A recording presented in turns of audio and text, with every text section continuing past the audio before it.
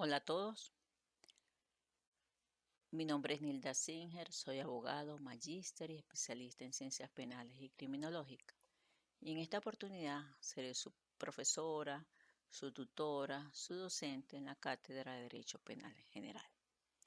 Les traigo el tema número 3, los principios generales del derecho. En esta oportunidad vamos a hablar lo que es la definición de los principios generales del derecho y las fases de aplicación de la ley. La definición, fase de aplicación temporal, fase de aplicación espacial y la fase de aplicación personal. Los principios generales del derecho son el origen o el fundamento de las normas y participan de la idea de principalidad, que les otorga primacía frente a la restante fuente del derecho. Se funda en el respeto de la persona humana o en la naturaleza misma de las cosas. Por ello, se ha destacado que todo principio del derecho lleva consigo la necesidad de su estricta observancia. En primer lugar, son principios por cuanto constituyen los soportes primarios estructurales del sistema jurídico, todo al que prestan su contenido. En segundo lugar, son reglas de carácter general porque trascienden un precepto concreto y no se confunden entonces con apreciaciones singulares o particulares.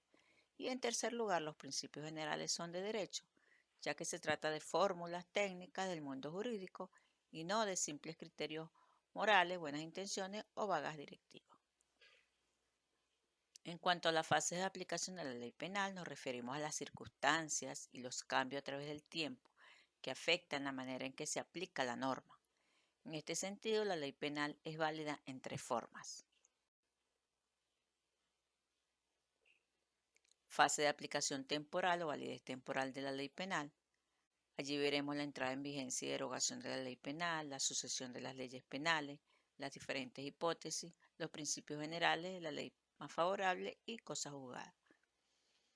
En la fase de aplicación espacial o validez espacial de la ley penal, los principios aplicables y la fase de aplicación personal o validez personal de la ley penal.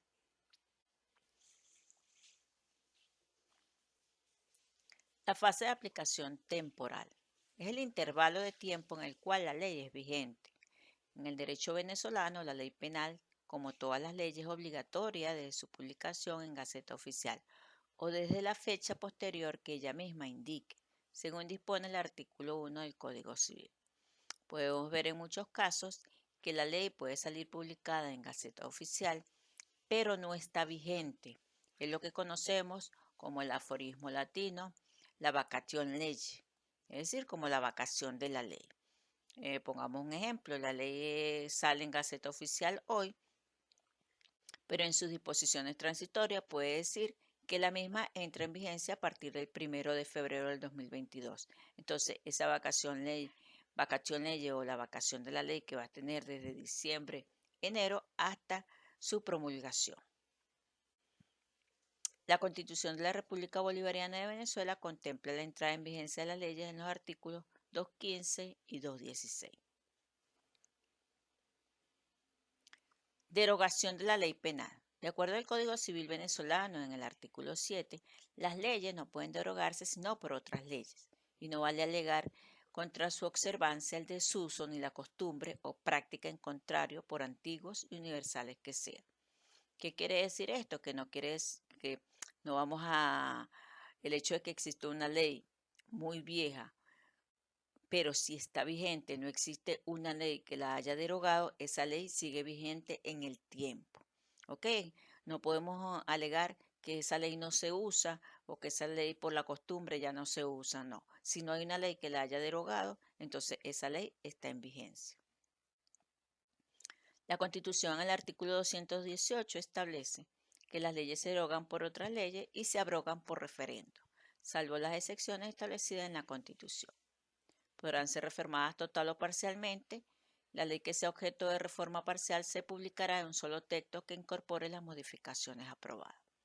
Pueden ver, por ejemplo, el Código Orgánico Procesal Penal, que fue actualmente reformado algunos artículos. Ahorita en el 2021, ustedes buscan el texto. Al principio en la Gaceta Oficial aparecen lo que son los artículos que fueron reformados y posteriormente aparece el texto íntegro de la ley ya con incluidos los artículos reformados. Sucesión de la ley penal. La ley penal encarna determinadas valoraciones sociales. Cuando éstas se modifican, debe cambiar también la ley que las expresa para dar paso a otra ley penal que responda a las nuevas valoraciones. Por otra parte, debe procurarse siempre que la ley penal se adapte a la cambiante realidad humana por ella regulada. Es cuando vemos que existe una ley y se modifica o se cambia esa ley para adaptarla a la sociedad que actualmente vivimos. Ocurre, y valga otra vez nuevamente el ejemplo, del Código Orgánico Procesal Penal, que fue reformado. ¿Ok? O sea, fueron reformados unos artículos para adaptarlo actualmente a lo que estamos viviendo.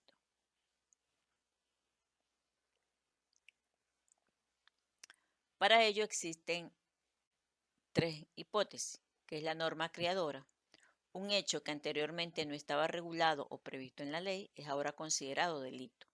Cabe destacar que en estos casos la norma penal sí es irretroactiva, pues basándonos en el principio de legalidad no se puede juzgar un hecho que no esté previamente tipificado como delito. Es parte también de la seguridad jurídica que ofrece el derecho a los ciudadanos, o así debería ser. Cuando hablamos de esa norma creadora, es esa norma que está creando un delito. Pongamos un ejemplo. Actualmente existe lo que es el delito de homicidio en el Código Penal, pero pongamos que no existiera y se está creando ese delito o un delito que no exista. Entonces, a partir del momento que sale publicada esa ley en Gaceta Oficial, a partir de ese momento es que se tipifica ese hecho antijurídico como delito. Las personas que cometieron ese hecho antes de que entrara en vigencia esa ley no se puede castigar por cuanto antes de eso no existía como delito. Por eso hablamos de la norma creadora, que está creando una nueva ley, que está creando una nueva norma o que está creando un nuevo tipo de delito o algo que no existía para el momento. Tenemos la norma abolitiva y la norma modificativa. La norma abolitiva, un hecho que antes estaba tipificado como delito, deja de ser considerado como tal. ¿Qué puede ser ahí? Vamos a suponer que actualmente el Código Penal establece en el artículo 405 el delito de homicidio y que salga, esto es un ejemplo, modifiquen el código y que ya ese 405 sea eliminado y que ya no sea un delito. Entonces ahí está aboliendo ese artículo y esas personas que han sido castigadas o que han sido sancionadas ante un tribunal que fueron condenadas por ese delito, les favorece esa ley y pueden solicitar ante el tribunal que como ya no se consideran delitos, entonces deben salir en libertad. Recordemos que la ley penal, en cuanto favorezca al reo, es aplicable. Es decir, que si sale una ley que no favorece al detenido, se le aplica la que le favorece más. La norma modificativa, como su nombre lo indica, modifica, cambia parte de la ley penal. Básicamente la pena que es impuesta, pero también puede ser a la prescripción, a las circunstancias atenuantes o agravantes, entre otros.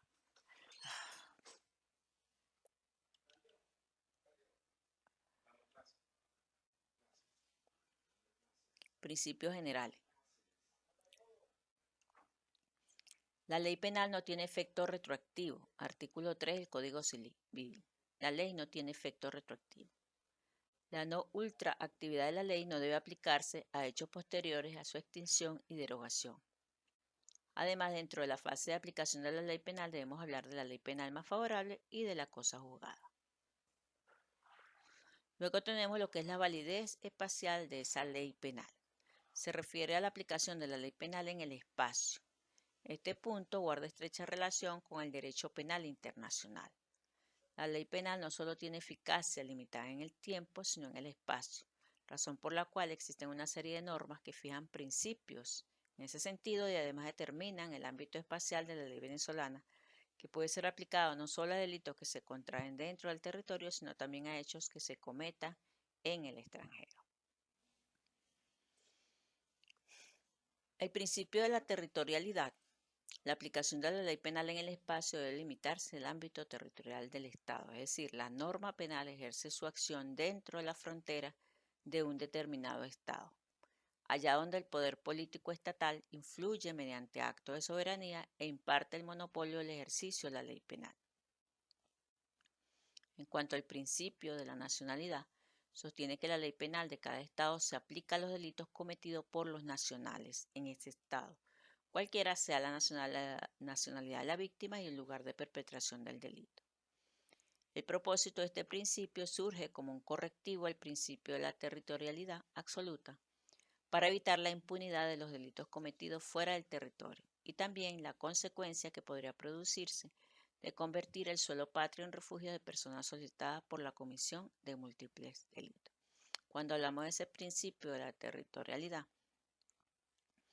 y de la nacionalidad, tomamos en cuenta que ese delito ocurrió en la República Bolivariana de Venezuela y ocurrió contra nuestros nacionales, ocurrió contra una persona no importando la nacionalidad de la víctima. Si la víctima ocurrió dentro de Venezuela y es un extranjero, no importa la nacionalidad, pero ocurrió dentro del territorio de Venezuela. En cuanto al principio de la Real Defensa de Protección, se trata del derecho que tiene cada Estado, atendiendo a su seguridad y a la protección de los intereses que le son vitales, de castigar a toda persona que dentro o fuera de su territorio atente contra tales intereses. Por ejemplo, el defensa de la vida de sus nacionales, defensa del signo monetario. Y el principio de la universalidad o de la justicia mundial es el principio mediante el cual los países miembros de la comunidad internacional propugnan el establecimiento de un régimen de justicia mundial cuya administración esté confiada a organismos internacionales no importando la nacionalidad del delincuente ni la víctima, ni el lugar de perpetración del delito. Es un complemento al principio de territorialidad. En cuanto a la validez personal, aquí es donde viene el principio de que todas las personas somos iguales ante la ley. Sin embargo, también existen algunas excepciones, como en el caso de los diplomáticos, diputados y figuras similares. ¿Cuáles serían esas excepciones al principio de igualdad? Algunas personas quedan exentas de la ley a pesar de haber realizado un acto punible, en razón de la función que desempeñan y atención a la protección de tales funciones en beneficio de la comunidad y salvaguarda del orden público. Tenemos, por ejemplo, que sea un diplomático que cometa un delito en Venezuela y ese diplomático no puede ser castigado en el país porque tiene unas excepciones. Tiene esa excepción de que no puede, ese beneficio que no puede ser castigado en la República Bolivariana de Venezuela o en cualquier país que haya cometido algún delito porque tiene inmunidad diplomática. En cuanto a lo del presidente de la República, eso no sería una excepción porque él no está exento de responsabilidad penal, pero tiene ese privilegio que sería el antejuicio de mérito que tiene que ser solicitado por el fiscal general de la República ante el Tribunal Supremo de Justicia y será juzgado por el Tribunal Supremo de Justicia en caso de que se declare con lugar. El Código Orgánico Procesal Penal le da el privilegio a los funcionarios públicos en lo que respecta a su declaración ante un tribunal y el privilegio de declarar en el lugar de trabajo o en el domicilio.